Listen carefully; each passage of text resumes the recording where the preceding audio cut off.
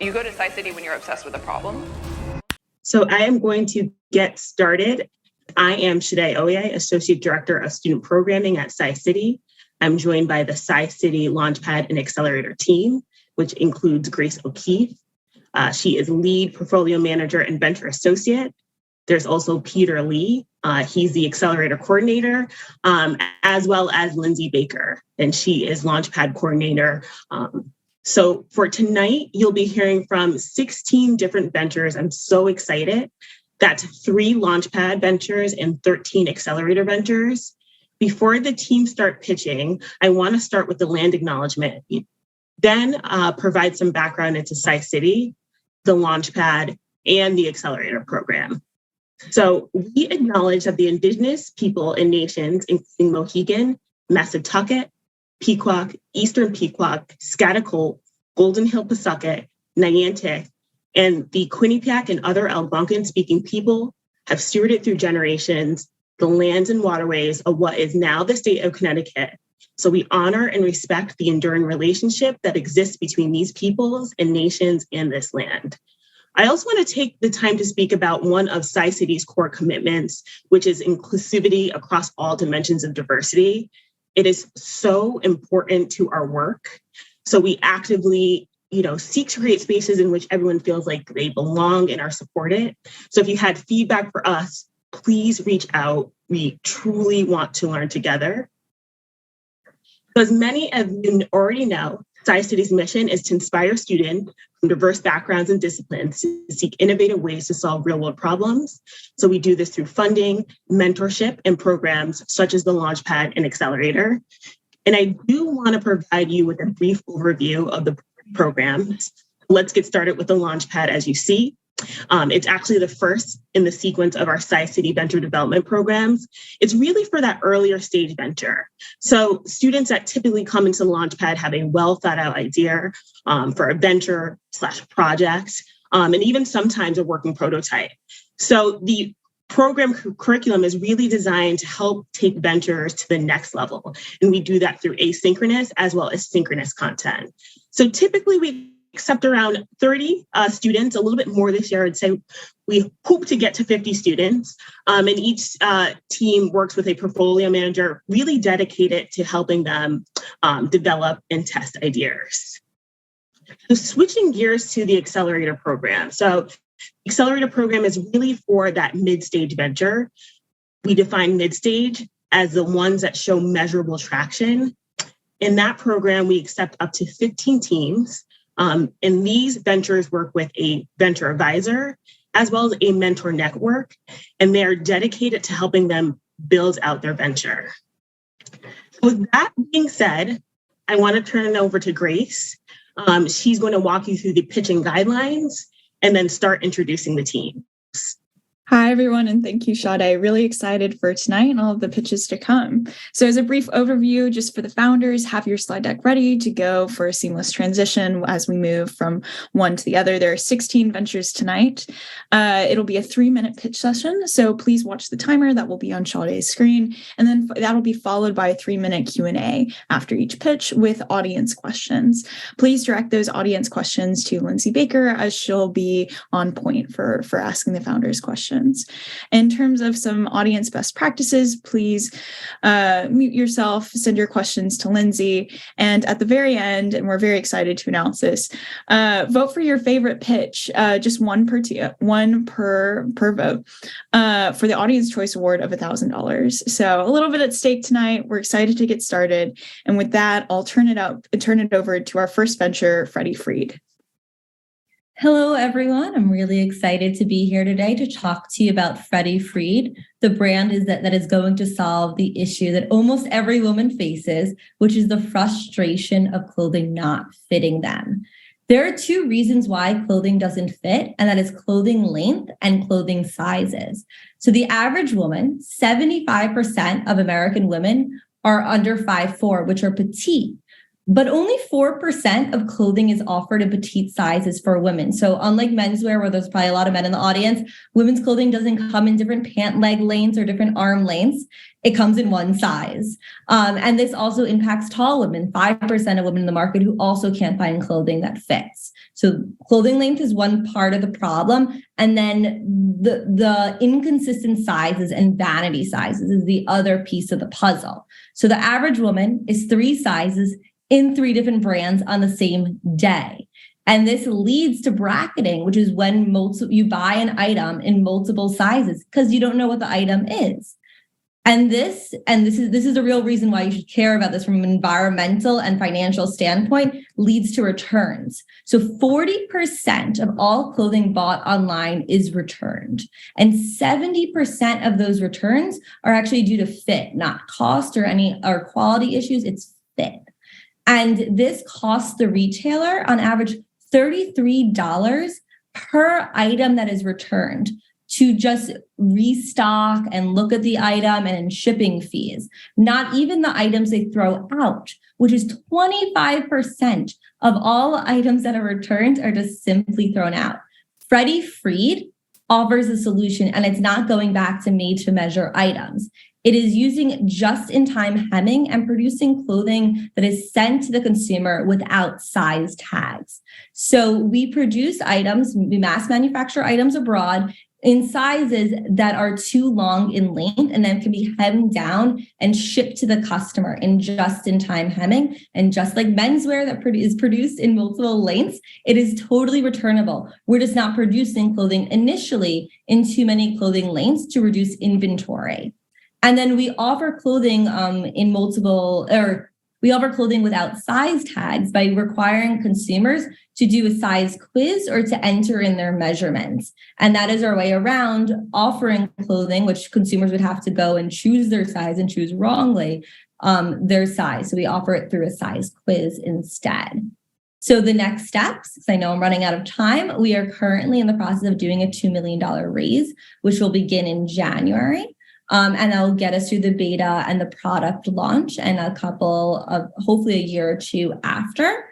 And so if you're interested in reaching out about this raise, please reach out to me at sophie@freddiefreed.com. Thank you so much. And I will stop the screen share. Okay, so the first question that we have is, please explain further the market for your venture and how you went about validating it. Could you repeat the question? I'm so sorry. The question is to please explain further the market for your venture and how you went about validating it.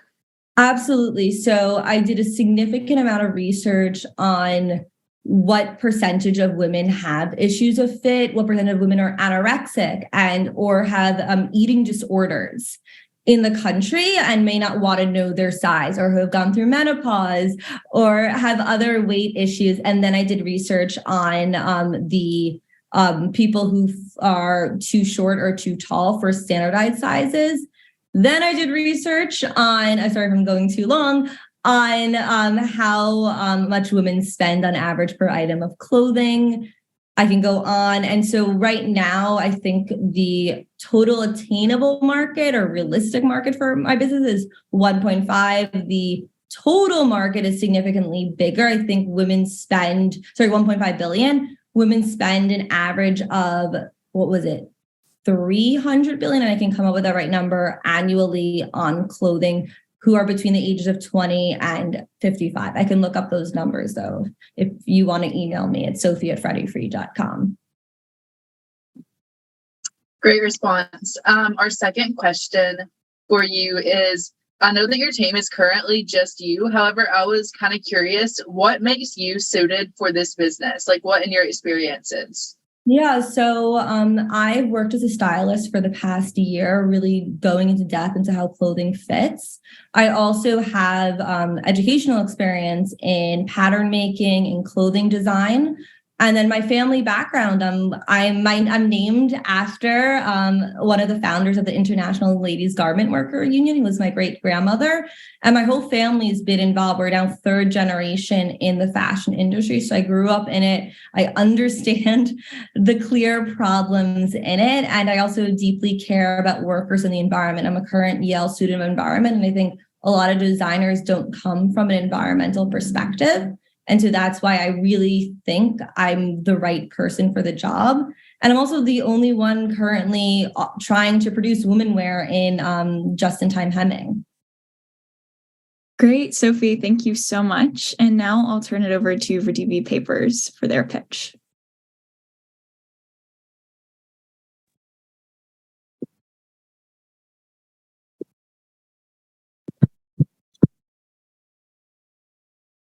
Hi, everyone.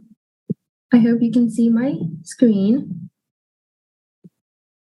Hi, everyone. Welcome to Radivi Papers. This venture is all about sustainable stationery, where we use 100% recycled material to create stationery, and 5% of profits are donated to environmental conservation organizations, which is also one of the goals that we want to hit.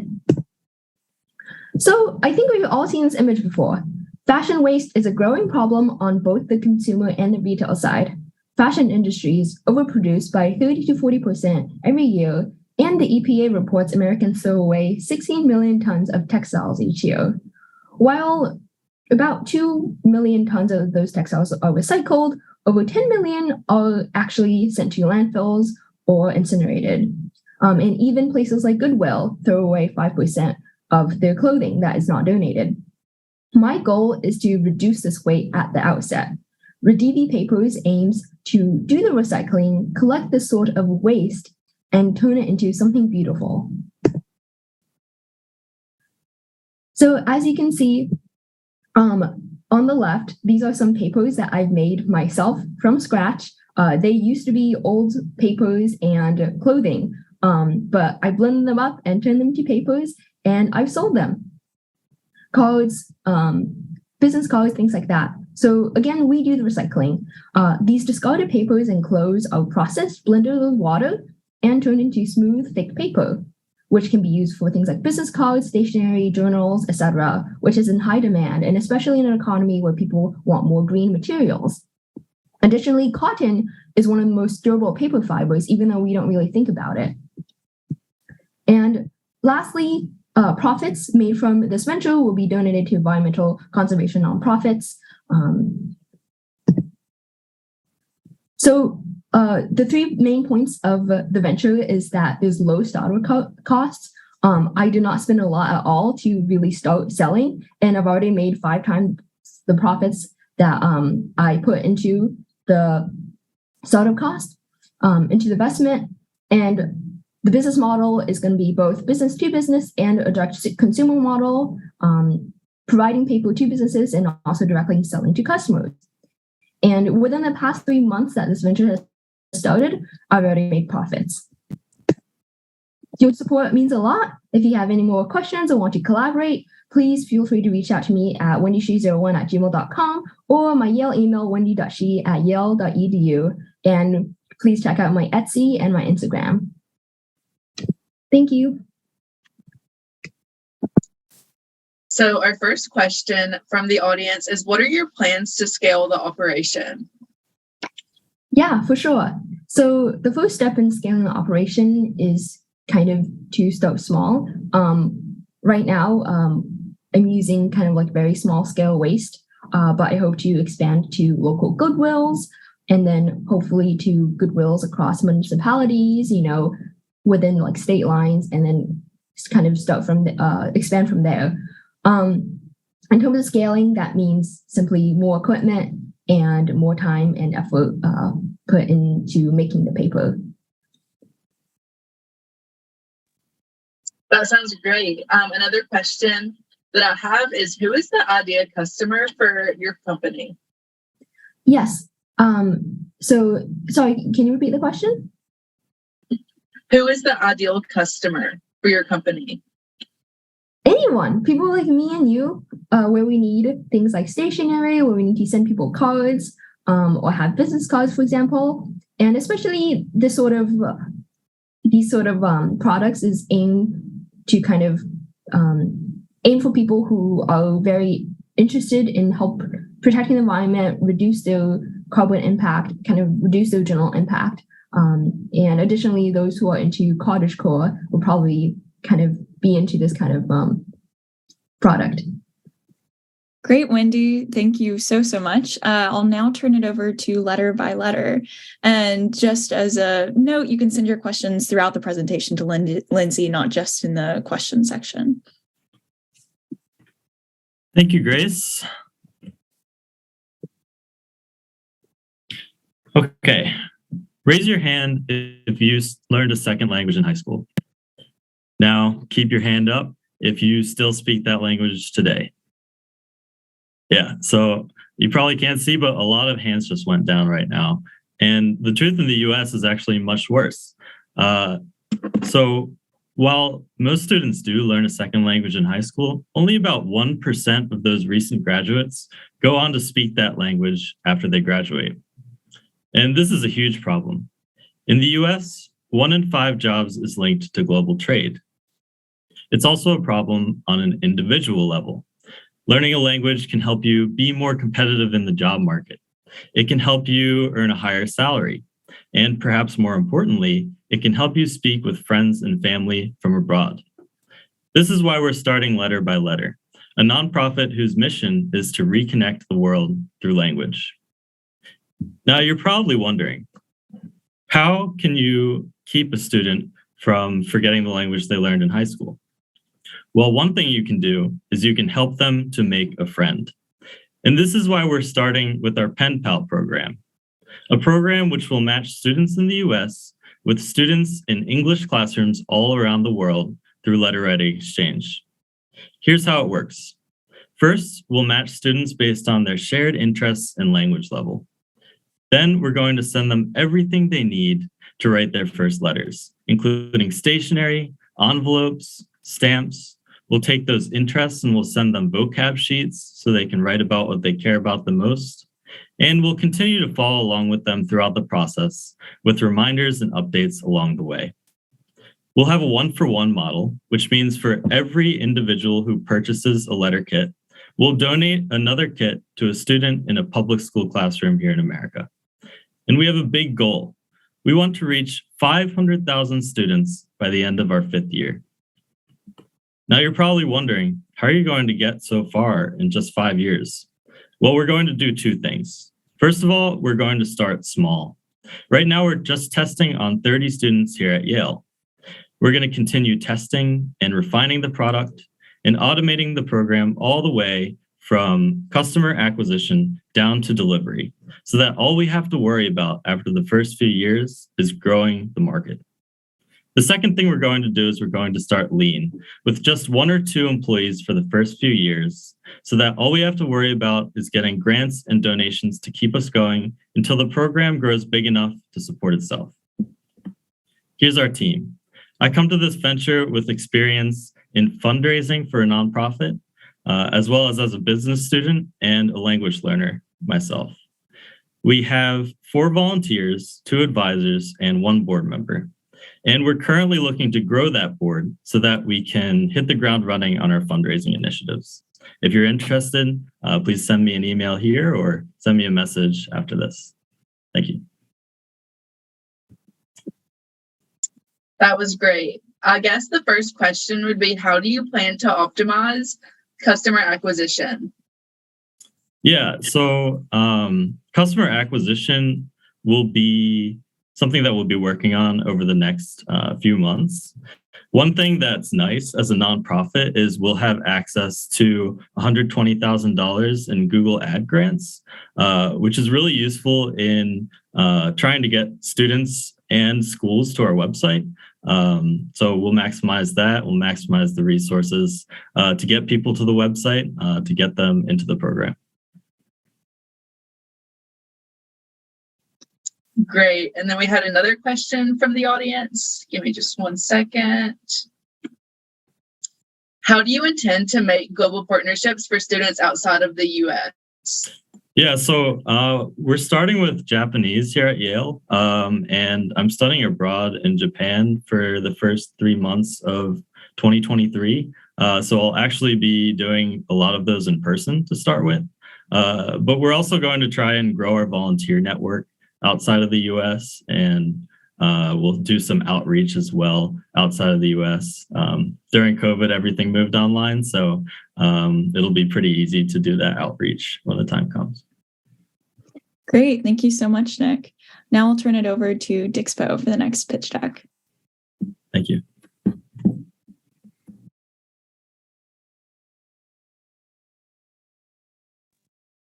Can you guys see the screen? Okay, thank you guys for your time to listen to our company's presentation. Our company is called Dixpose, and my name is Nikki. Dixpose is the abbreviation of digital exposure. We're actually the first AI-based photosynthesized technology with the lighting reconstruction technology as the main infrastructure.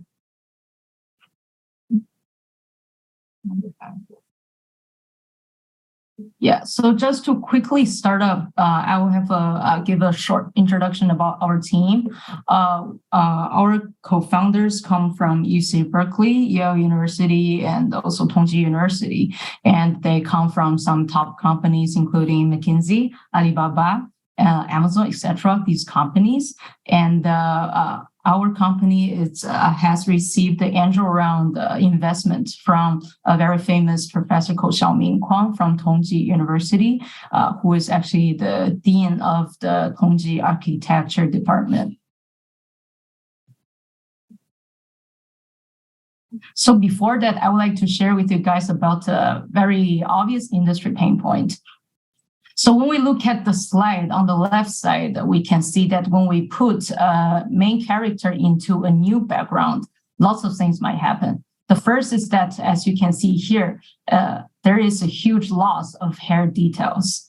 And another problem is that because the lighting are different for the original characters, photo shooting and the background, when you put this character and the new background together, it looks separated, because the lightings are different. So it doesn't really go in the same way, which makes it looks uncomfortable. And the current industry solutions, as we can see here, the 2D background change, such as the paid software, they are also not very high quality. As you can see, the light still comes from the same way. There is no change on the light, even though the background is changed.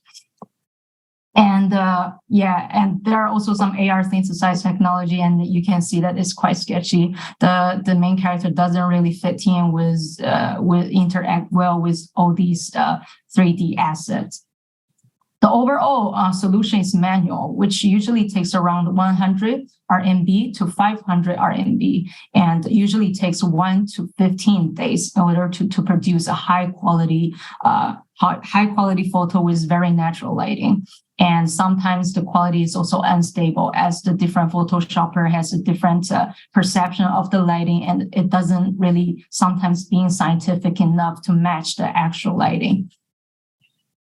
So what do? We design a reality level relighting technology. So as you guys can see from the left side, this is the picture that we get at the beginning, this 2D picture. And via our technology, we are able to do a 3D generation of this guy's face. So via this 3D generation, we're able to relight the whole photo, and we can choose the direction that we want to go based on the preference of that Photoshopper. And this can also apply to either actual human, virtual human, or even some comic characters. And most importantly, besides the visual reconstruction, we're also able to conduct the full body 3D reconstruction. This is much harder because of the clothes, the texture are much harder to get captured by comparing to the facial parts.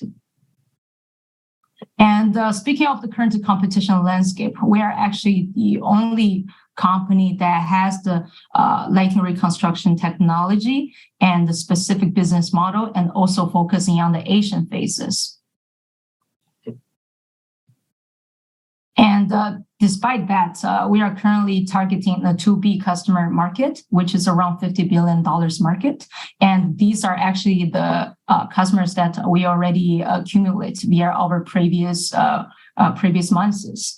And as you can see, that not only Chinese company, but also companies from United States, Korea, Switzerland, etc., also contact us proactively for this software, as we are able to address their pain points. With that, I'm opening to Q&A. Thank you so much for your time, and I greatly appreciate it. The first question that we have from the audience is, what are the biggest challenges to marketing this product?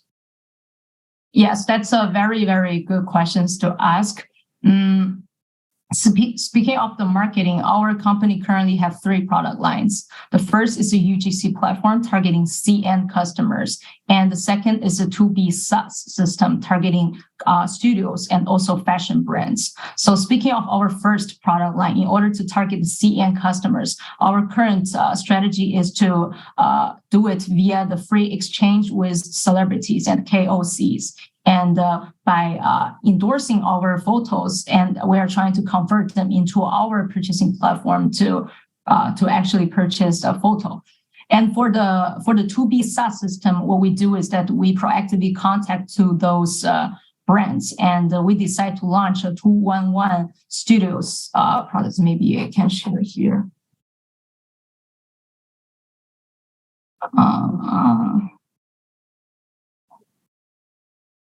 So via this projects, we plan to come up with 211 brands, and we invite them to join freely to us now, and then we begin to charge them after they get used to it in the following years.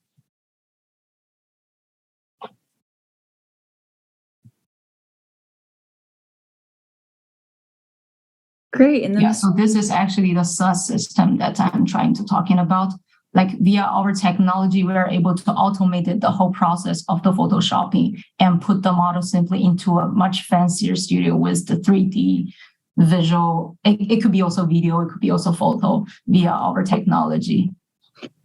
Thank you, Nikki. And then great. Sorry, Grace. We have another question in the chat. The question is, are there applications to the gaming industry? Yes, they are. And that will be our third stage product, which is the lighting reconstruction API. With that technology, we are able to apply it into all the gamings. And speaking of our current product lines, what we can do synergy with gaming industry is to provide an opportunity for the players to get into that world and actually taking pictures or taking videos with their favorite main characters. That's the current user scenario. But in the future, the technology API is able to put into the like all those blender softwares. That's wonderful. Thank you so much. Great insights, Nikki. I'll pass it now from Dixpo to Delph. So I'll be introducing Delph. So we launched Delph in February, and so it was in the context of the French presidential election. The idea was to, bring innovation to the political donation space, and the idea behind it was to enable citizens to donate to a political campaign by buying NFTs. And so we partnered with a French presidential candidate and released our first collection in February, and it was also the day where Russia invaded Ukraine. And so our focus, quickly shifted to NGOs. And we decided to basically use that same idea, but for the purpose of NGOs. But first, so that you see the impact Delph had for its users, I think it was a pretty big success when we launched it, just because it was a new technology, so we didn't really know if people were going to use it. but we were able to sell hundreds of these political NFTs. And you can see here some screenshots from mostly Twitter, but also emails we got about people, sharing the NFT they had bought. For many, it was the first NFT they had bought. And it was also the first time where in the world that you could support a political candidate by buying an NFT. So there was something also new about this. And we were also able to get some press, mainly in French media, whether that was national media, but also specialized, whether it was finance or crypto media, but also some international outlets such as Yahoo News or others. And so afterwards, when we were pitching to NGOs, we realized that our product was too complex. We were basically telling them, okay, well, can you create an NFT collection that you can then sell on our platform? And our platform would kind of be an NFT for good marketplace. And so we thought, maybe there's a way to make this simpler. But what we realized with all these discussions with French and American, small and big NGOs, was that a lot of them were very interested by the idea of being able to accept cryptocurrency. And that was mainly due to the fact that there was a lot of crypto that had flooded to nonprofits with the Russian invasion of Ukraine. And last, nonprofits tend to be not, at the forefront of technology. And so they kind of didn't really know where to start or how to start when it came to accepting crypto donations. And we also, knew that there was an opportunity out there, especially in the European market. A lot of people do own NFTs, hold cryptocurrencies. And as we saw with Ukraine, there's a lot of money that can be moved that way to nonprofits. And so we thought, we can be at this intersection of the crypto world and the philanthropy world.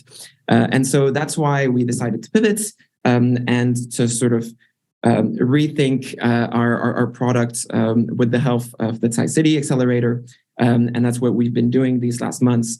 And we're hoping to be able to release that in January. And the basic idea being a widget that nonprofits can embed on their websites where they can easily connect to the crypto wallets of the user and where they can easily send cryptocurrency to the nonprofits. But as well, they could do that on our websites and through partnerships with the different platforms where they buy their cryptocurrency in the first place. And the idea is that through a partnership with them, users could simply donate, some of their cryptocurrency to our partner nonprofits. And so the benefits for our nonprofits would be that, diversify their sources of revenue, it increases their visibility, but also enables them to reach a wider and generally younger audience. And for the user, the benefits would be that it's, simple and cheap, especially for those that do a lot of transactions with crypto, and it enables them to track their donations and measure their impact that way,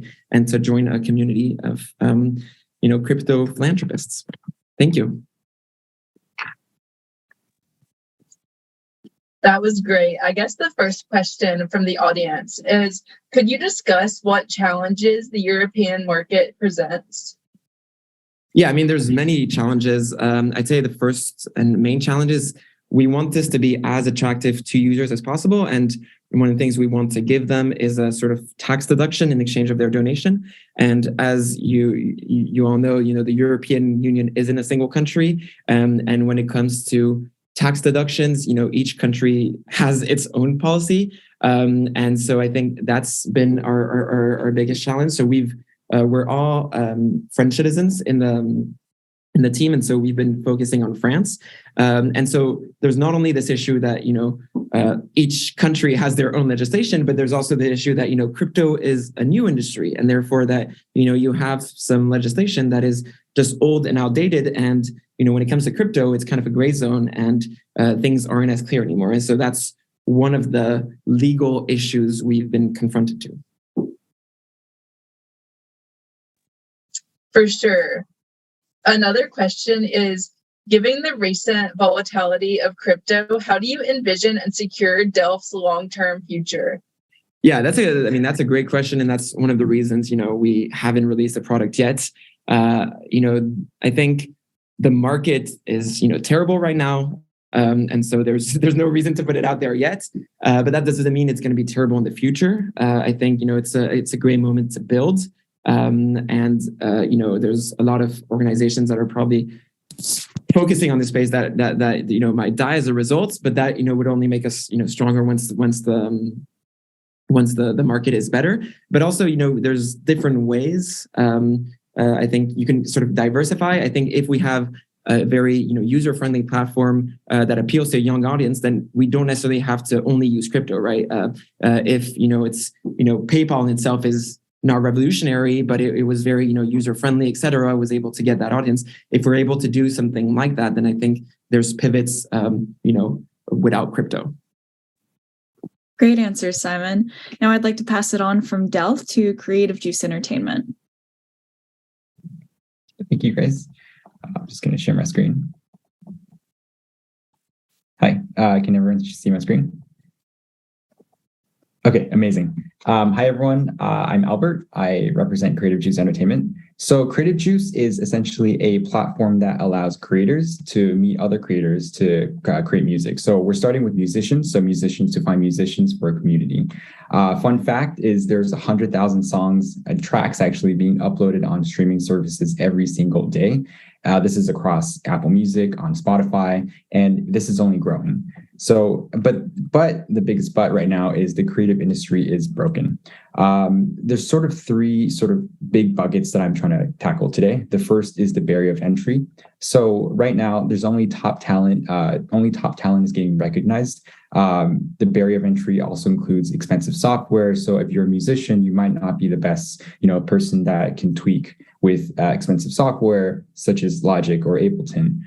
There's abundance of talent. So there's actually a really, really big market of creatives out there looking for a community to showcase art.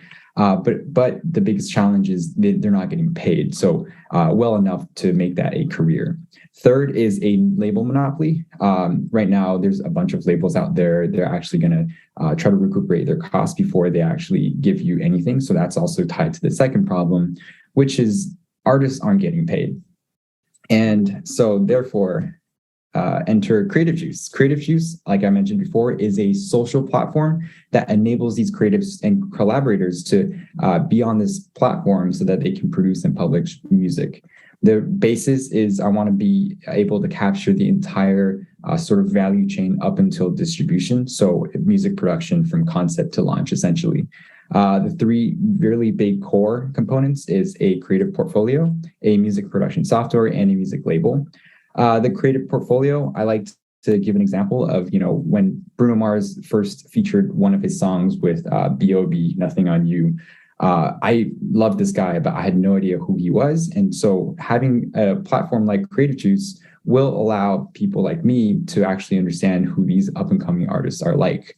And I feel like there's an abundance of people, of musicians out there that are trying to get their voice out there. But if you're on Spotify and you click into someone random, they might have like a paragraph about them. You might find them on SoundCloud, but they don't have a centralized platform unless they have a website or Facebook page. So there's too many social sort of platforms out there that they can post, but there's no centralized area. The music industry is very antiquated. So I'm trying to disrupt this sort of very antiquated recording music industry. The global revenue is 26 billion, and I'm trying to capture 2 billion. So that's 16%, and 60% is a very healthy number given the technology and constraints of an app platform. There's also an astronomical growth, as you can see from 2018 to 2021, especially passing that 2020 pandemic stage. There's a really large growth in our consumption of music. Music in Spotify, music in Apple Music is only getting greater and greater. So streaming is definitely working. So music in that space is actually generating revenue. My previous slide of that global recorded music, this does not include live performance, which is an even bigger market out there. So there's clearly an opportunity in this music space that really allows people to thrive. Creative Juice is going to be landed on two platforms. One platform, but on two different sort of medium. One is on your computer and one is on your phone, on your app. So that music production software that I mentioned before will start on the computer, but in the future you can have so it's supposed to be very, very easy and simplified use, and you can do that on your phone. So as a creator, if you have inspiration, you want to create music, you can take out your phone and start recording and producing on the spot. A little bit about me. I am an experienced product leader. So I worked as a product manager in Sony, Apple, and AT&T. This is my contact info. Thank you everyone for coming out here today again. If you have any more questions, please email me. I'm happy to take Q&A. Yeah, so the first question from the audience is, I guess just in a very large problem stage, how do you plan to expand beyond just the music industry? Yeah, so that's a very, very good question. So Creative Juice is actually set up to capture two other industries. So in the future, I'm trying to go into film, and after that to go into the arts market. Right now, I think given my background in working in music companies like Sony Music, in record labels and entertainment, I believe music is that correct first step for me to actually tap into. The film market, I like to introduce to people when, have you ever watched any movie ever? In the credit scene, there's hundreds of lines of just roles. So it could be like second grip or second, something that we don't even know what they do. But each of those are actually someone's full-time or part-time job that they use to make a living. And if I can translate the entire food chain over there onto an app, independent film will be basically revolutionized. Great. And another question we have from the audience is, how does CJA balance artist empowerment with their own business model? Sorry, could you repeat that again? How does CJE balance artist empowerment with their own business model? Sorry, I'm not too familiar with that very beginning part. The question is asking, how does Creative Juice Entertainment balance artist empowerment with their own business model? Okay, got it. SJA, got it. I didn't actually associate SGU with that. So Creative Juice will be that sort of centralized hub, so people can actually make money on that platform and make that a career. I think in the beginning, if you think of any entrepreneur, if you know any musicians out there, they're basically entrepreneurs. They're people like us where we're trying to make a living off of, an idea that we have, but we have sort of direction. But as a musician, you sort of have to do everything on your own. So on a community, you'll actually get paid from, working with collaborators. So instead of getting like a 60% cut from record labels, for example, and actually having to pay them all the way until you recoup all of your costs, you'll be getting money from day one. Creative Juice is only going to take like a 2% cut, which is just a transactional fee from the streaming sites. So all that money that you get from streaming, from all the live performance and everything will be translated back to your bank account or you and your partner, whoever you work with. So that's something that will basically change the game for music. And I think that's a very good value proposition. Thank you, Albert. Great answers. Now I'll pass it off to Art Voice Amplify.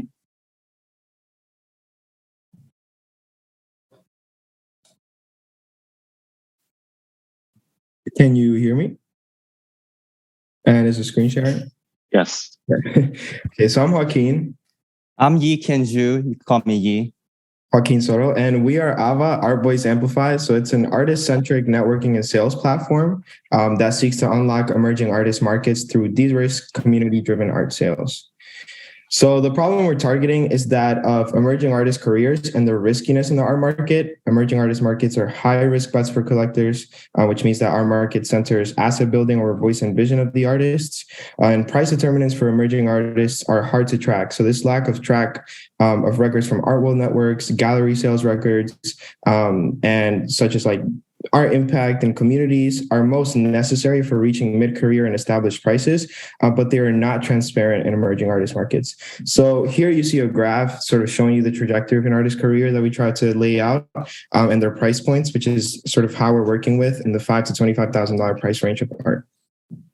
AVA is the only art world networking and sales platform. What we seek to do is unlock untapped but vital emerging artists showing strong vision and a strong position in the market.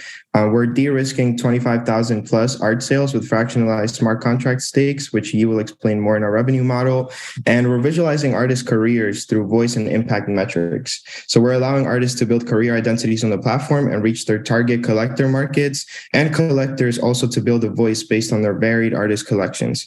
So we're also gamifying art sales through transaction records as collector amp points, which means that a huge price determinant for an art sale is who owns it. Is the collector recognizable? Do they have a prestigious kind of foot in the market?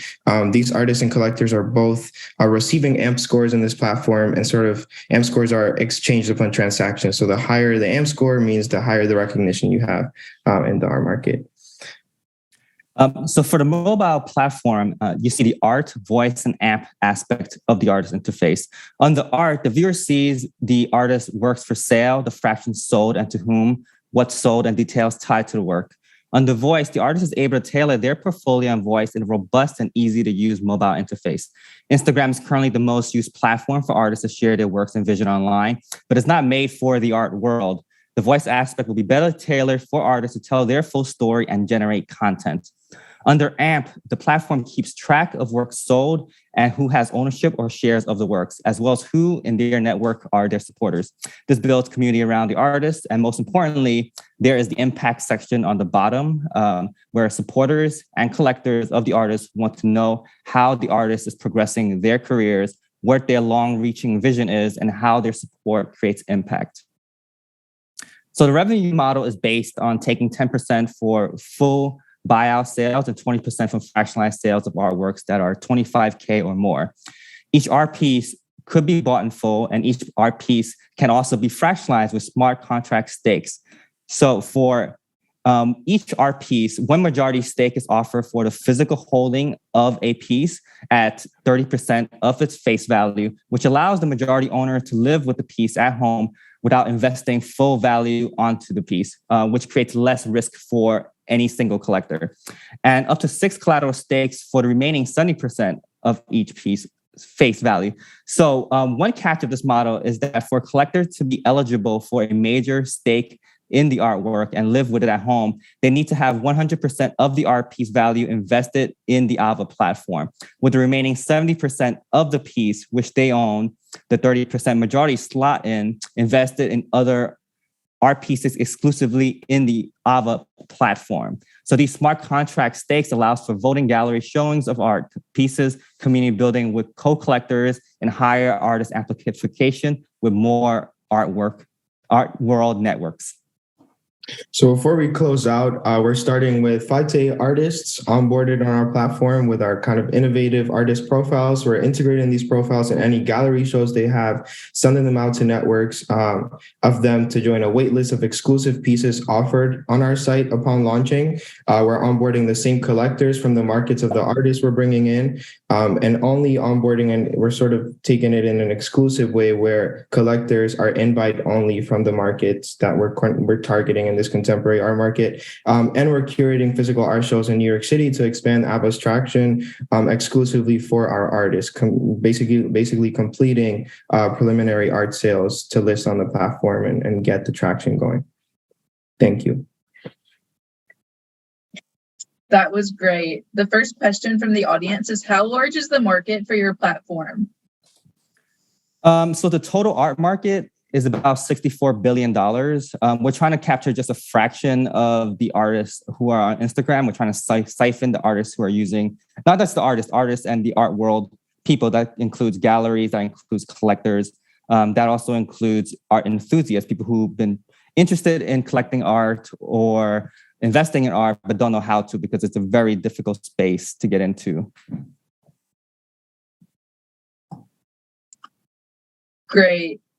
And then another question is, how do you plan to get artists and buyers to adopt the platform? I am an artist and I'm growing my network. So we want to start with the collectors. If we can guarantee, so I have a network of collectors, and if we can guarantee some initial sales for artists who hop on the platform, that'll get the ball rolling. Of course, how do we scale from there, right? But I think being an artist would be a great start. I think also just putting up a few shows of really significant artists with really significant voice, such as Claudio Cayosi, who's the biggest public artist in Chile right now. We'll be bringing the first show to him for him in the US. And we're just trying to brand ourselves with artists that have huge voice and start really small. Of course, 5 to 8 artists isn't a big platform, but basically just build a really strong collector network, artist network, and be in the same range that attracts the same kind of market. But yeah.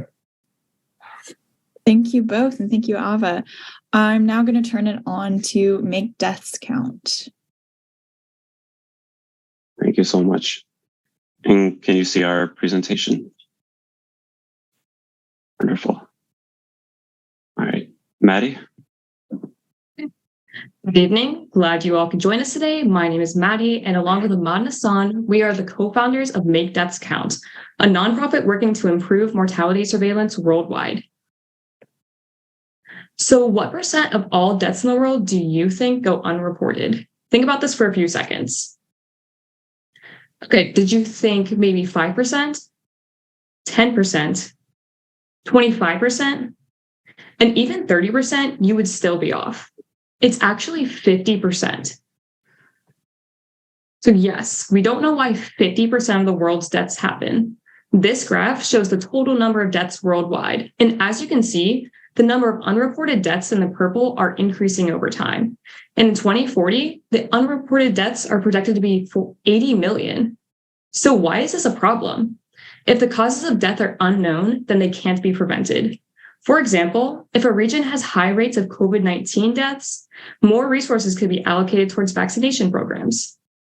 So if this is such a problem, then why is it happening? Well, many countries lack the tools, money, and capacity to develop cost-effective programs to capture death data. And this is mainly a problem in developing countries. So what is the solution to this? We believe it's to develop a cost-effective death capturing program, which will ultimately save more lives. But currently, no one is supporting these countries in an easily accessible manner until now. And so this was the inspiration for MDC. We partnered with ministries of health and NGOs to implement a survey-based program providing local stakeholders with easily accessible and actionable information using machine learning algorithms. Here's an example of how we can present this crucial information. You can see the death information by gender, location, date, age, and of course, the causes of death by number. You can even see data of importance in a snapshot here, such as total cases, COVID-19 cases, and more, all in one easily digestible dashboard.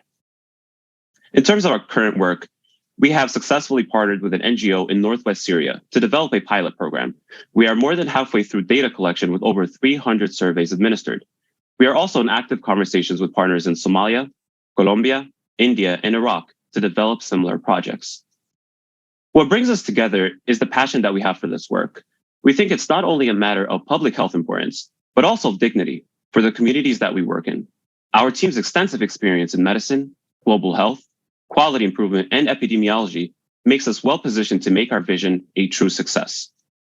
So how can you help? Well, in conversations with our potential partners, funding remains the biggest obstacle in getting these projects off the ground. We're asking for your help in connecting us with people who may want to support our work. Thank you very much, and we'd love to connect. The first question from the audience is, what is the biggest challenge with your company in terms of working with and supporting developing countries? Wonderful question. Well, the biggest challenges usually are the resources, the availability of resources. You know, when we've had these conversations with our partners, they're always sold on the issue. They understand the issue, they understand the kind of the service that we're providing, but it's on their end providing the services. For example, with some of the NGOs, they think that they need to partner with somebody else to provide financial backing, or they may need to provide some of the people on the ground to actually conduct the interviews. And so that's kind of been the biggest challenges. You know, we serve as a support role for them, but they need to be able to provide other resources. And the biggest one for us at the moment is the funding for the work to get rolling.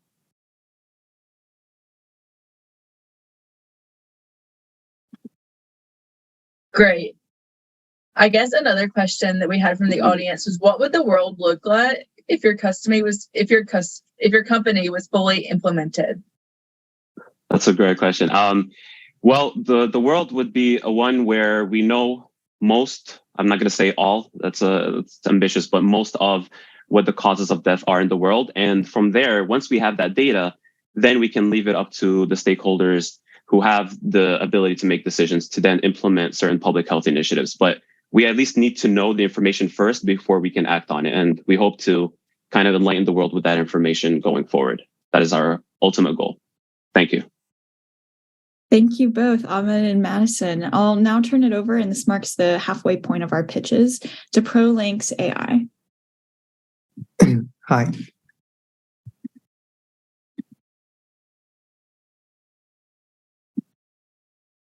Okay. Hi. Our product is ProLinks AI. We are building an AI-powered infrastructure for social commerce. So usually online shoppers have two ways to make a purchase. The first is utility-based.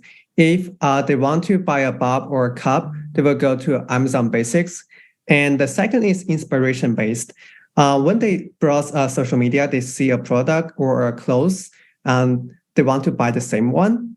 And however, right now, our customers, they are not easily to find exact products they see on the social media.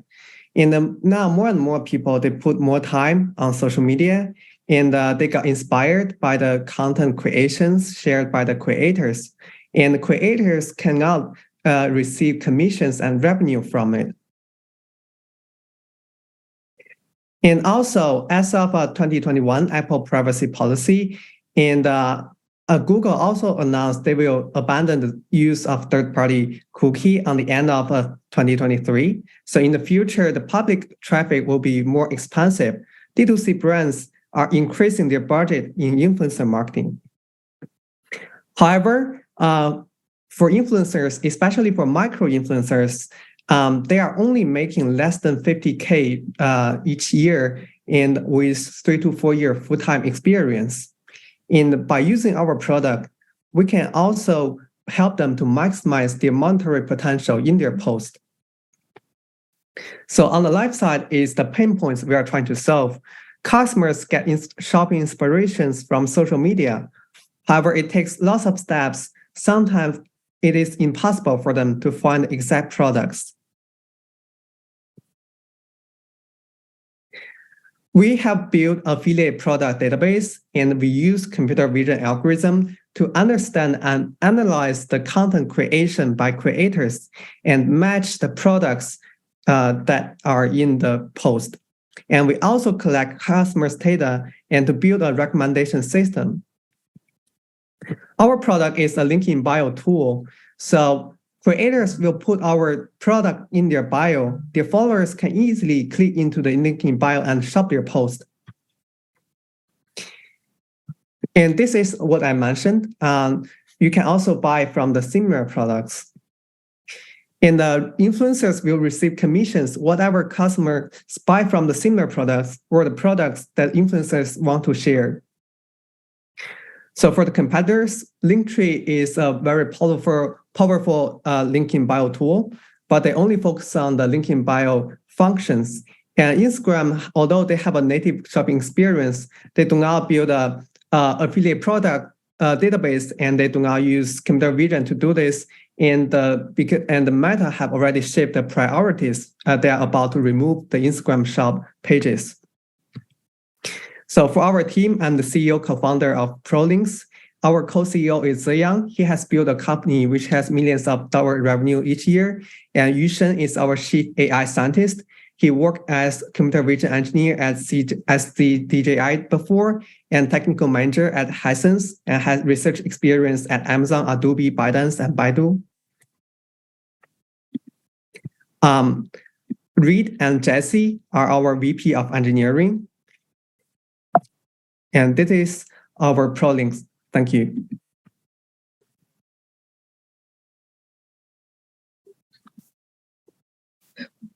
The first question from the audience is, what are the next major product milestones for your company? For the milestone, actually, we haven't finished. We only tested and trained the algorithm by using the product we have. We have partnered with more than 40 companies and have 4 million products in our database. So in the future, we want to improve our recommendation with more data. That is our next milestone. How do you plan to market the platform?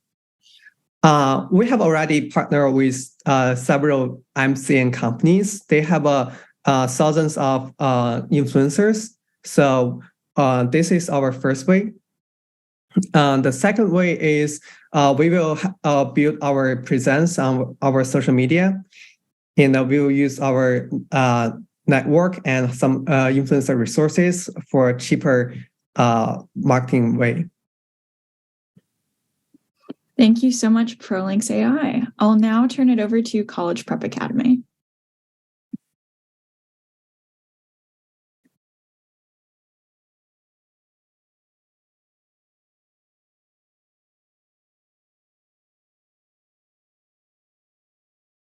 Sorry, sharing the...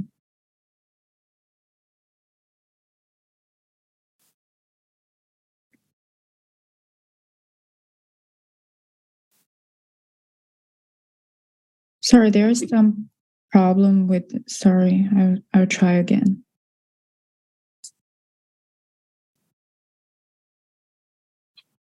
Okay. All right, so hi everyone, my name is Claire, and for some issue of the computer, I will just share this way. So I'm representing the global tutoring system today. So Chinese students remain the largest population, which accounts for 31% in the overall international students in the US, even after pandemic. So last year, there were about 294,000 Chinese students came to study in the US, and over 90% of them are in demand of language proficiency tests like TOEFL, IELTS, and etc. So for meeting the requirement of their school admission. So over the past 3 years, tons of deferred students will start to enroll in the colleges in the US. Besides the restricted COVID rules and economic downturn has inspired more Chinese middle class to move their wealth and children to overseas for better education. While most of tutoring services in the US provide teaching in English, which may not make total sense to those whose first language is Chinese, we can provide them with teaching in both languages and a specific series of exam writing techniques. For example, Chinese students may find it more understandable to receive tutoring in Chinese when preparing for math problems in GRE test. And eventually, we expected to see a win-win situation for both the Chinese tutor and the students located in the US, which has been well-proven business model in the language school that we're running in China at this moment. Carrying the mission of ending education inequality due to language barrier and the vision to facilitate potential global individuals with global mindset, we established the Zhuohua Education in June 2019, and we have successfully recruited over 500 students annually and generated annual revenue around $1.3 million. So thousands of successful stories have been built up through our team, and we are genuinely proud for each one of them. So through the growing application from North America over the years, we see strong reason to locate our business and replicate our model to the US market with standard established curriculum and experienced tutors. And we're open to any form of partnership, referral, and comments. And thank you so much again for the opportunities and resources that provided by the Tsai City. Thank you. Thank you for the presentation. How is your business model differentiable from others in the education market? So are you saying the education market in the US, right? So I think the main strength that we're having at this moment is we have this established standardized curriculum in terms of the teaching material and content library, stuff like that. And it's specifically built up through the second language speakers mindset of learning. So I think and we largely rely on demonstration classes in terms of recruiting new students. And so we have specific practice and practice our tutors to perform well on their demonstration classes and in order to attract more students on board. Great. What is the greatest challenge you currently face in moving to the US market? Yeah, I think that's a good question. I think this is something I'm concerning about that is point, like we have to have a good starting point in terms of I'm seeking for a partnership, hopefully with local high schools. So so that we can start with one group of students and then they can spread out the education or services through word of mouth. Great. Thank you so much, Claire and College Prep Academy. Now we're moving on with Bold and their pitch deck. Okay, let me share screen.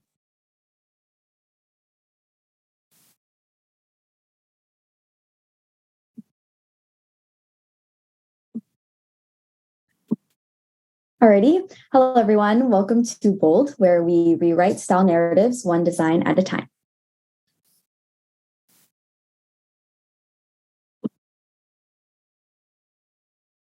Sora, are you? Yeah, I think, Whitty, it's not full screen. It's not full screen? No. Okay, one second. Sorry about this. So, okay, give me if anything, one we could just scroll through it if you can't figure it out. Okay.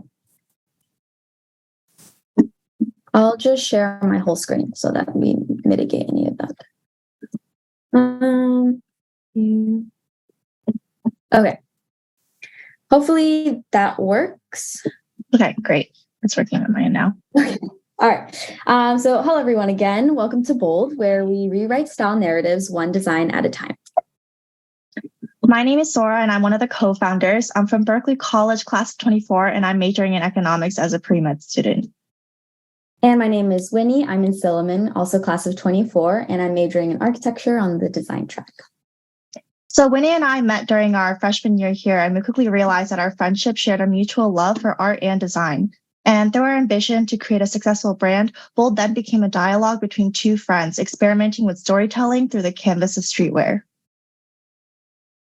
And so it's been more than a year since we started our brand, and we've grown from establishing our brand vision to creating prototypes, publishing our website, and launching our Origins collection this past August. And since then, our vision for Bold has narrowed to focus on using streetwear as a medium to reclaim and celebrate Asian styles and voices in fashion. In our current collections, we reimagine elements of design from traditional Asian garments in the modern context, celebrating and reclaiming our Asian identity and filling a hole in the streetwear market that we're really hungry to take space in.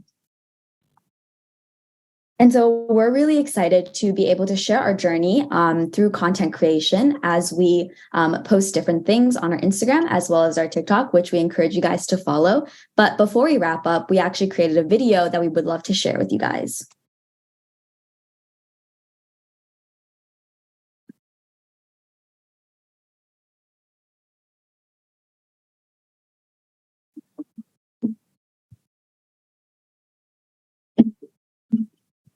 For us, Bold really started off as a passion project. And fashion for us is, something that comes from within and it takes time to explore. We want to be able to create designs that actually excite people to really see what they want to express in themselves. In the beginning, we knew that the streetwear industry is extremely saturated, but we wanted to do something a little bit different. From the designs that we make and handprint all the way down to the form itself, we're constantly iterating and trying to push the boundary when it comes to inserting a voice. In our current collections, we're most interested in taking inspiration from traditional Asian garments, taking those style motifs and putting them in dialogue with experimental streetwear forms. We hope our designs excite you, confuse you, stimulate you, but above all else, inspires you to wear your voice in bold.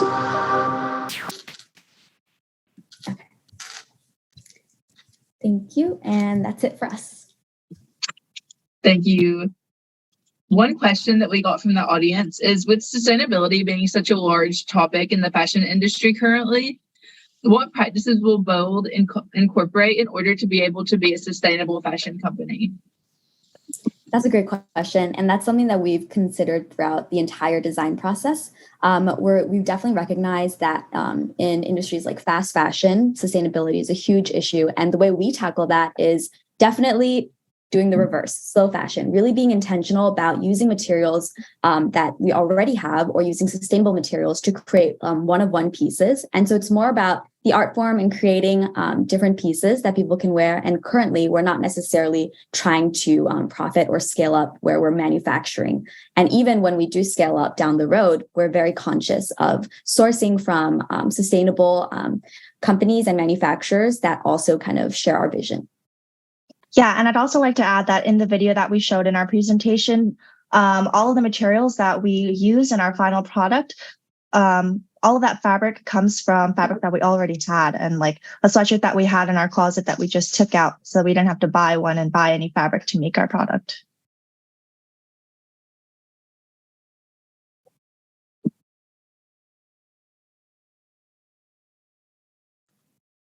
Sounds great. Another question that we have from the audience is, how do you think your business model best differentiates you in such an oversaturated market? I can answer that question.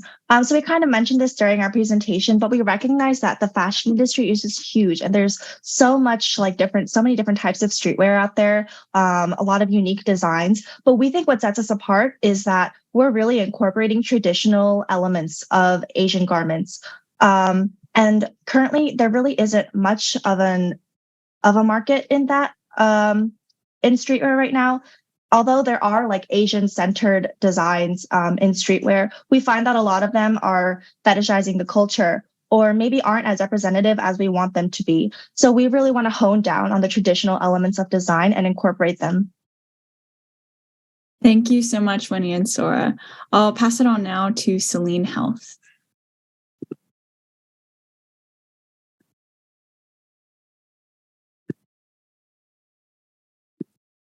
Let me share my screen. Can you guys see it now? Yes. Got you. Hi, everyone. My name is Patricia Yang, and here I am today to present you Celine Health. Celine Health is to provide personalized health and actually, wellness. Patricia, sorry to interrupt you. We can't see the current slides. Oh, let me see. I think it's because it's Canva. Let me try to save it first. Sorry.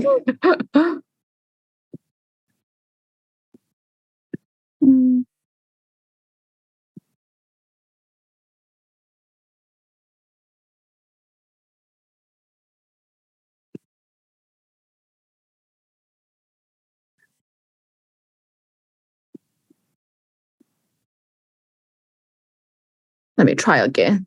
Sorry for the interruption.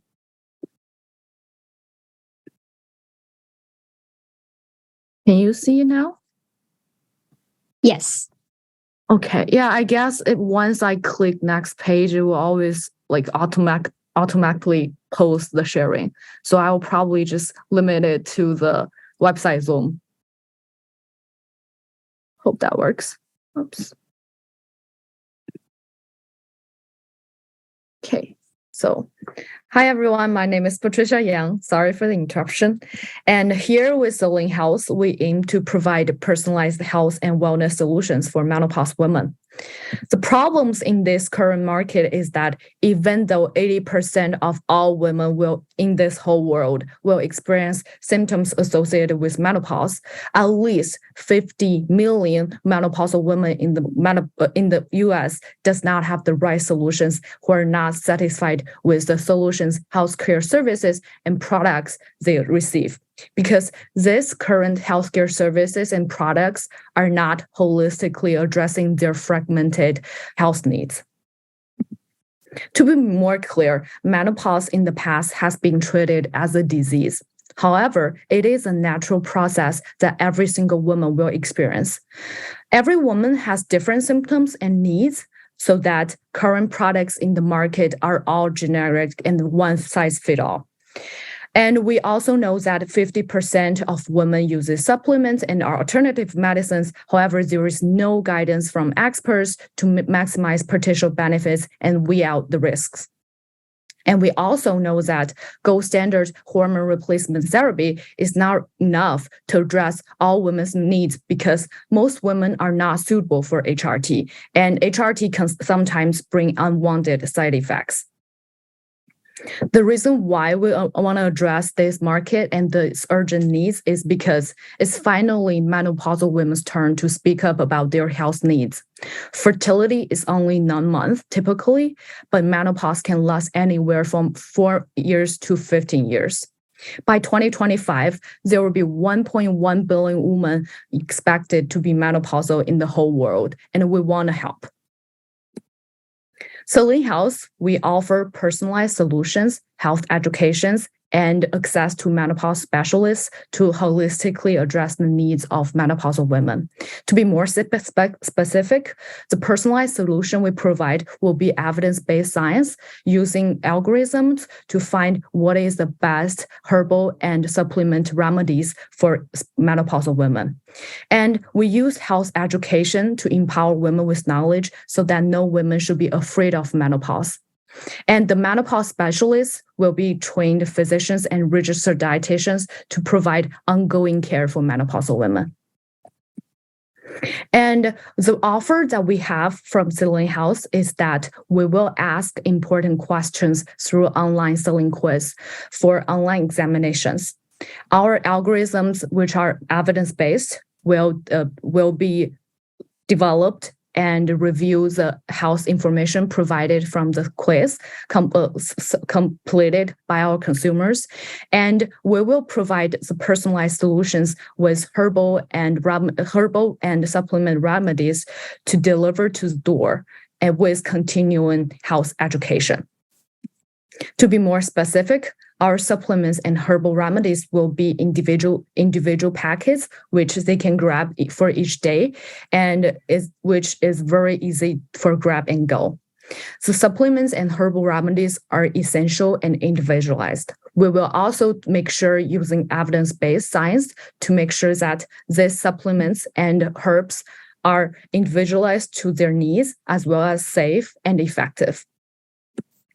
So the total size of the market, we used a bottom-up approach, which is calculated by multiplying the average cost of women will spend on supplements times the total menopausal women in the US, which gives us 7.5 billion total available markets. And give us some fractions, we can say that $100 million will be the serviceable obtainable markets. For now, we are also still in our MVP phase, which we will provide personalized supplements and herbal remedies, as well as some other health educations tailored to each of our consumers through the reports delivery. However, as we mature, we hope to give our products as a subscription-based business model in which they will receive monthly daily packets of supplements and herbs, and we will charge for that too. Our go-to-market strategy is based on our identity as a D2C brand, and we will use social media, personalized emails, and websites to reach our consumers and validate our key metrics in the future. Our team is me as the CEO, and I study healthcare management in the Yale School of Public Health, and I have several years of experience in healthcare investments. Stella will be our main scientist who will work on developing the algorithms, and Nick will be in charge of the business development. Thank you, and we want to emphasize that our mission is for a world where women are not afraid of menopause. Please direct to me if you have any questions or just want to learn more about us, and thank you very much for this time. Thank you, that was great. One question that we had from the audience is, what feedback have you gotten so far from customers that have informed your section of product offerings? Yes. So at the around the times that we established ourselves, we didn't exactly know which section we should address in the whole realm of healthcare services or products. Women usually use HRT, or they can go just bear with the symptoms without doing anything. So the space is pretty empty. What we finally learned out through Facebook, through outreach, is that we reviewed thousands of reviews, and most of them will respond us with questions like, what should I take with supplements and herbal remedies? And they're not even sure if they want to try HRT, and that's why we want to go first step into the supplement and herbs, because most of them are willing to try this alternative medicine instead of going forward directly to HRT, which potentially have some side effects. So the things that we want to do is we want to provide them with the information and knowledge because they want it from us. And we also want to give them the direct answer about what they need, as well as telling them why they need this, so that they can feel the power, they can feel that they are taking control of their health and what they take. Thank you. Great response. Another question we had was, given that menopause is considered a taboo topic in most cultures, how do you plan to reach women who otherwise wouldn't seek care? I'm sorry, can you repeat last part? I didn't hear it clearly. How do you plan to reach women who wouldn't otherwise seek care? Oh, yeah. To be honest, in the first stage, we try to just talk with women who are more actively reaching care. So there are mainly two reasons when menopausal women are not actively seeking care. The first part is that they just didn't experience that menopausal symptoms that much. So they probably don't need any specific health solutions provided. However, for those women who do experience menopausal symptoms but struggle, or they just don't know where to find those informations and now supports or healthcare products, we are thinking about probably through a go-to-market strategy of online marketing, advertisements, to have more social campaigns to raise more awareness about menopausal health cares, and so that more women are better knowing that they actually can have some supports from startups, from healthcare symptoms. Thank you so much, Patricia and Celine Health. We'll now move on to Amplify AI.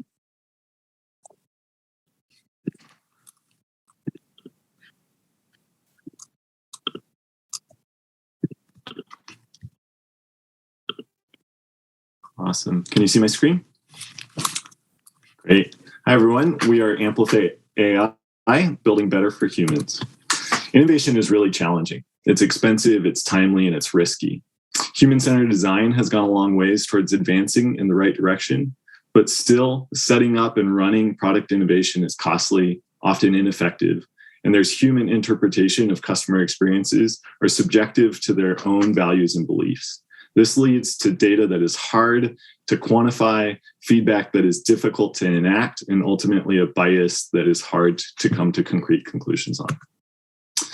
What we are proposing is taking human-centered design and applying AI to identify key insights. Artificial intelligence analyzes large swaths of data and consumer behavior from all parties involved in the product creation lifecycle, and is able to identify and raise key suggestions for more fast, accurate direction. Then product managers are equipped to advocate for design decisions and implement successfully for a new product.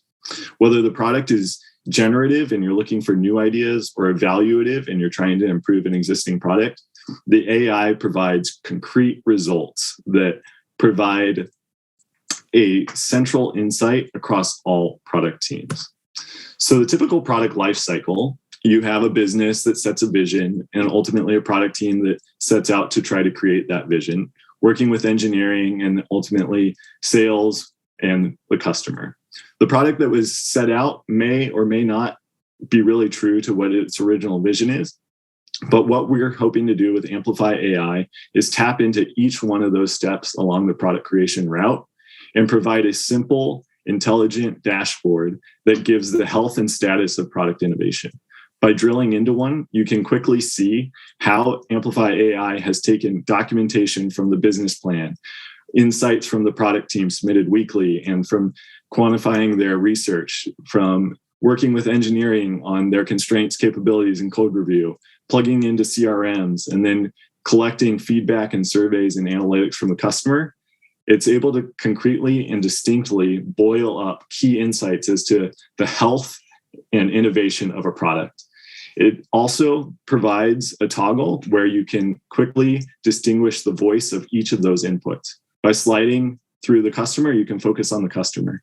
And ultimately, you're provided a dashboard that equips you to host a conversation and pick apart the politics that would drive a company's decisions towards a product innovation. Our target market are those medium to large companies that have the assets but don't necessarily have the ability to innovate successfully. Companies should be spending about 20% of their gross revenue on innovation to remain relevant and in the market. And yet it's estimated that about 1% of entrepreneurship within companies actually succeed to be profitable. We would focus on e-commerce and technology as they are the most easy to pull in large amounts of data across multiple data points.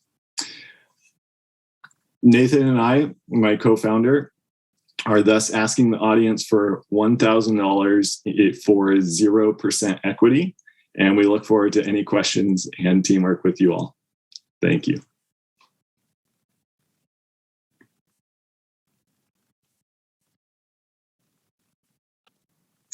The first question we have is, how do you plan to get your first client and to market your venture? I have about 9 years of experience working for Fortune 500 companies from a consulting perspective.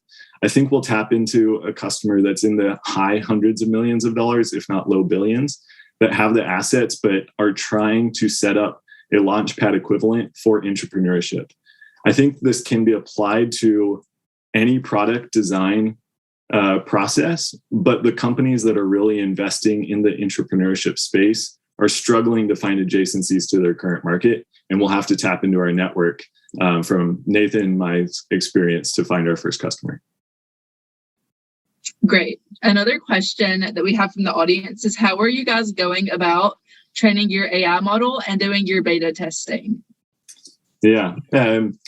We're using a lot of AI applications that are already in existence. And what makes this application new is that we're applying a suite. So what you see in the competitive landscape, these applications that are out there have dove into a depth of their current field. We're taking something that is proven, but we're applying it in an innovative way into a dashboard that provides a user experience that will improve the effectiveness of their entrepreneurship. Great. Thank you so much, Alex. I'll now pass it on to Sparespace. Hi, everybody. Let's go. Let's get some energy up here. All right. Let's share my screen first. All right. Okay. Cool. We're all set. So, hi, my name is Dr. Nick Grant. And I'm Grant Schumacher. And we're here to talk about when parking is a solution and not the problem through Sparespace. Now, on game day, we're hoping it's filled with fun with family and friends. And we're hoping it's looking like this, right? But let's be honest. Half the time, it ends up looking like this. We're wasting all of our time sitting in our cars, circling around, trying to find that perfect parking spot. Now, this is inevitably going to lead to three things. Firstly, boredom. Secondly, sadness. And finally, frustration for everybody involved. On top of that, there's illegal parking that often happens, unsafe conditions that lead to hazardous conditions. And also there's wasted resources. And I don't know if you know this, on average, drivers spend 17 hours a year trying to find parking, which results in $345 in wasted time, gas, and emissions. So we are here to present to you Sparespace, where we focus on promoting partnership through shared space and making event experiences seamless for everyone. Now we're going to do that in 3 simple steps. Step 1, log on to sparespace.com or find us in our app. 2, make an account, both for Sparespace providers as well as potential users. And finally, you'll be matched to all the available spots near you and your event, enabling you to park safely, quickly, and easily. So you may be asking, how is Squarespace different from other notable platforms like Spot Hero, Park Mobile, or ParkList? Well, there are 4 things about Squarespace that are very unique.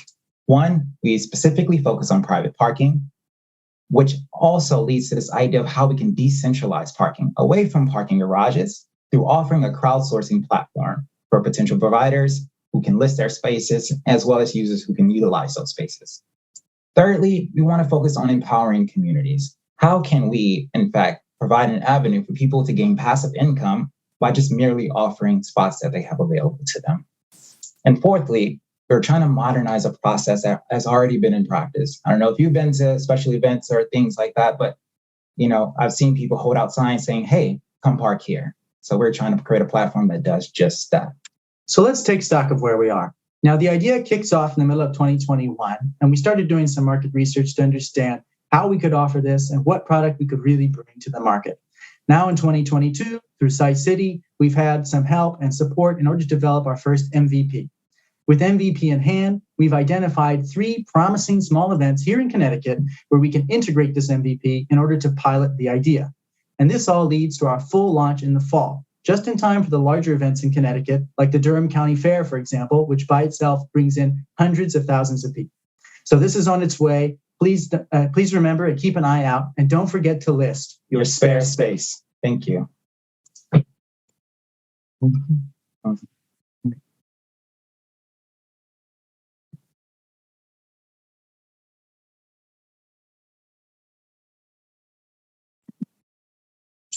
Hi, so we have a few questions from the audience here. And the first one was, as a consumer, what draws people to your business instead of parking at designated spots for the venue? For example, like a parking garage or something like that.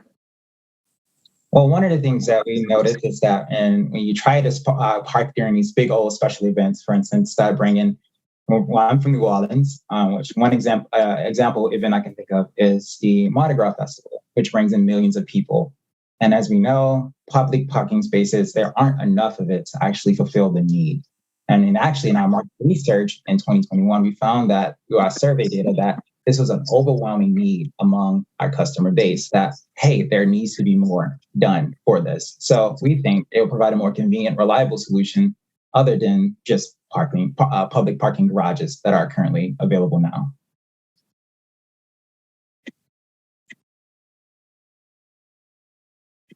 Great. Another question that was asked is, what will be Squarespace's main channels for revenue generation? So the way it works is essentially, imagining Airbnb for parking, and that we're providing this huge platform for individuals, and that's going to empower them to offer their spare space. And of course, for running the platform, we're going to take a cut of those transactions. So that's the revenue model. Thank you, Squarespace. I'll now pass it on to Friday. Thank you. Hello, everyone. Hopefully you can hear me. Let me see if I can share my screen. Okay. Can everyone see it? Yes? Okay, perfect. Hey, everyone. I'm Seth Golden, and this is Friday. Learning is really hard. When I get stuck on a computer science problem set, I go to office hours. But not every student has access to tutors or TAs, so they turn to Google. The problem is, searching the internet is also very hard. There's a massive difference between searching for a link and searching for an explanation, which means that students right now have 2 options. They can try and find their answer on a Chegg or a Brainly or a Quizlet, and then it's behind a paywall, and it often doesn't explain why that's the answer. Or they can ask their question on a forum such as Reddit or Stack Overflow or Quora, and someone might get back to them in a day or not at all, and often that's unhelpful too. Google isn't comparable to conventional academic support, and for students at large public universities, Title I public high schools, and auditing courses online, it's not good enough. So we built Friday. Imagine being able to have a conversation with Google, the smartest person in the world, as your personal tutor, available 24/7, and able to respond to your texts instantaneously. That is Friday, an AI-powered conversational wrapper around your traditional search engine. With Friday, people can save time and find their answers way faster. Friday does your research for you. It reads search results and synthesizes them to formulate an answer that explains things step by step. It cites sources, and if the student is still confused, they can ask clarifying follow-up questions. We launched the third version of Friday a few weeks ago, and the reception has been incredible. We've seen massive usage and amazing retention. Students are using Friday to come up with ideas for essays, such as, what are some examples of questions you might ask about company decisions? SparkNotes style retrieve information on complex academic subjects. How are the themes in Beowulf symbolized? And help solve piece sets. Most interestingly, we're seeing all kinds of unintended possibilities, learning about current events. What's up with that Elon Kanye beef? Asking for advice. Should I take Computer Science 223 without having taken CS 201 at Yale? And multi-part queries where Google chokes. Why did Al Gore win the Nobel Peace Prize? Why did he lose the election? And what's he doing now? We're marketing Friday towards the next generation of student internet users who are highly experienced and comfortable using AI tools. I started this company with two of the smartest people I know after over a year of user research from building out a course directory with over 130,000 users. The last week of research, ChatGPT anyone, has thrown the space of generative AI into hyperdrive. The future of the web is generative.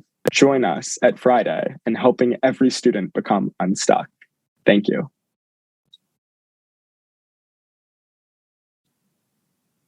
Let me go back to the Zoom. Okay, there we go. So the first question that we have. Hello. Hi. Sorry, let me send that in the chat so everyone has access to it.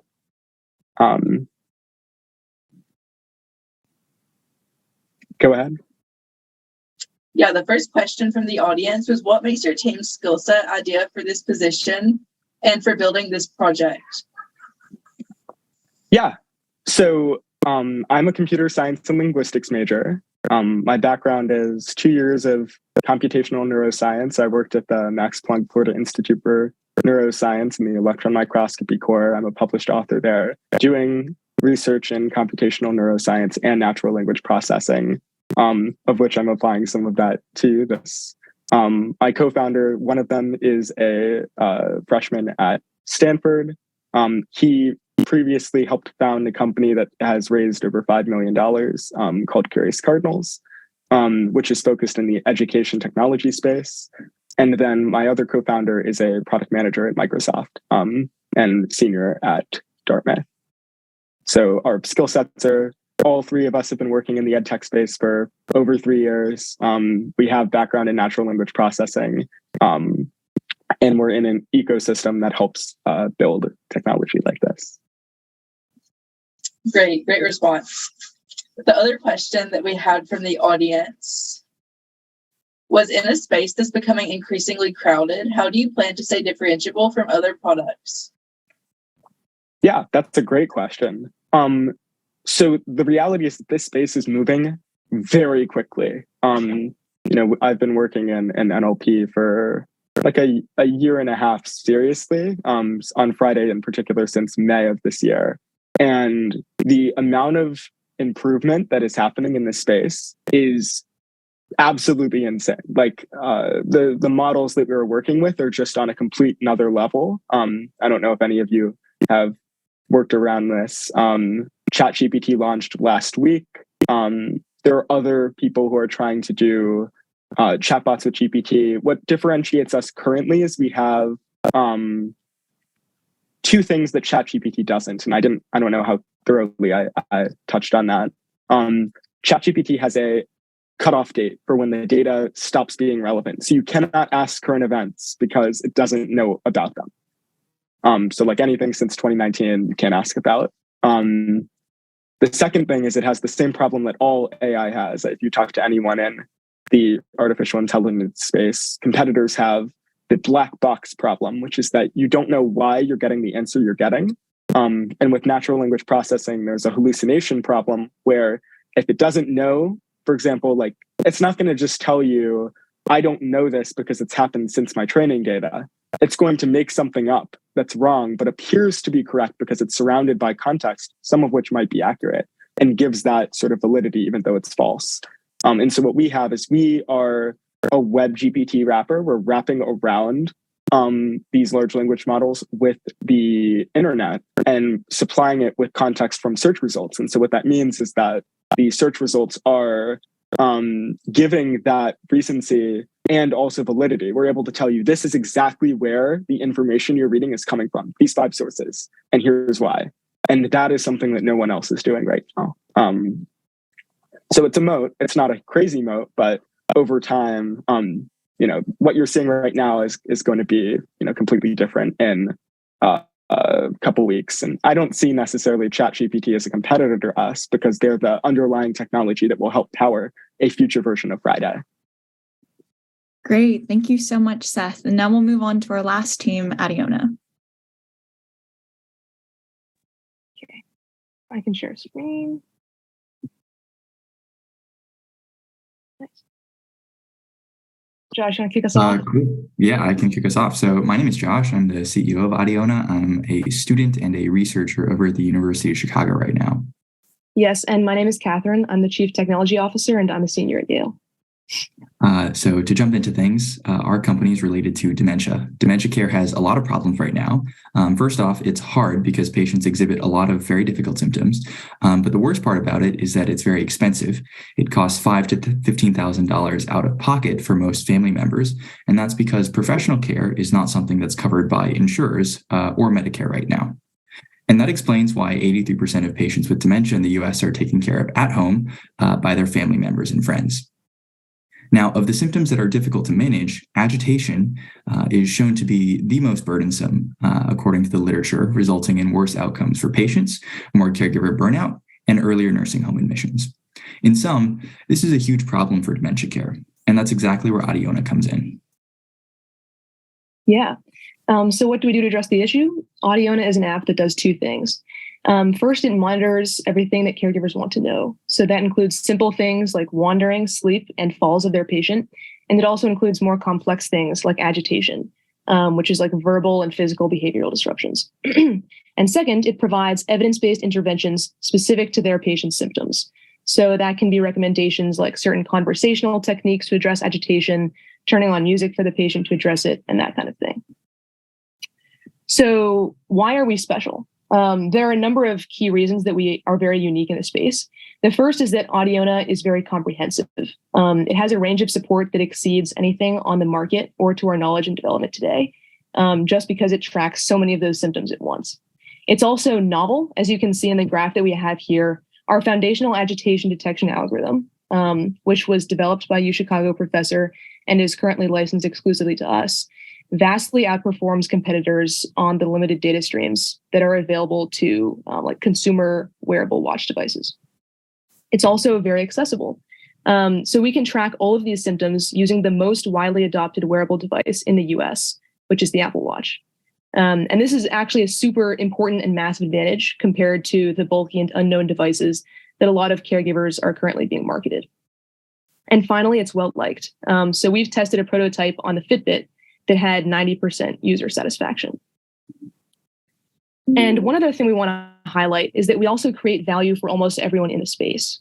So caregivers obviously benefit, but so do insurers because patients are less likely to end up in the ER and less likely to be admitted to nursing homes. So do doctors who get key measurements from the app that can make them more efficient and more accurate. And so do clinical trials, which gain a simple platform for objective and standardized measures of agitation. So ultimately, although our go-to-market strategy is a $9.99 app marketed to caregivers, we also have a huge opportunity for expanding both within the dementia space and across other conditions. And we're not the only ones who believe this. Actually, a few days ago, we were awarded a grant from the National Institute on Aging for about $250,000. So thanks everyone for listening. We're very excited to launch on the App Store in a few months. And we're really grateful to everyone involved in SciCity for all the support they've given us to get to this stage. Thank you.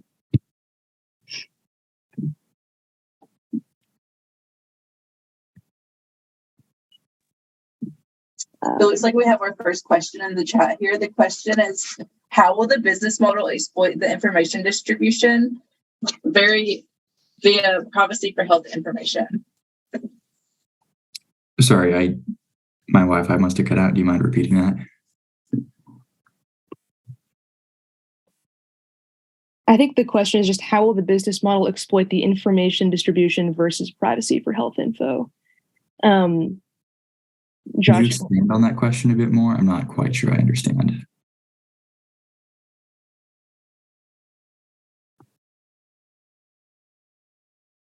All of that really comes down to the terms of service that we provide.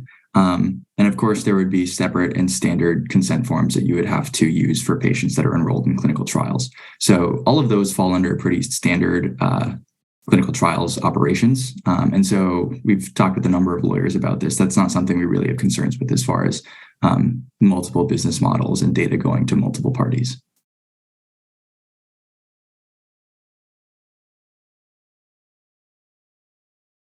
Yep.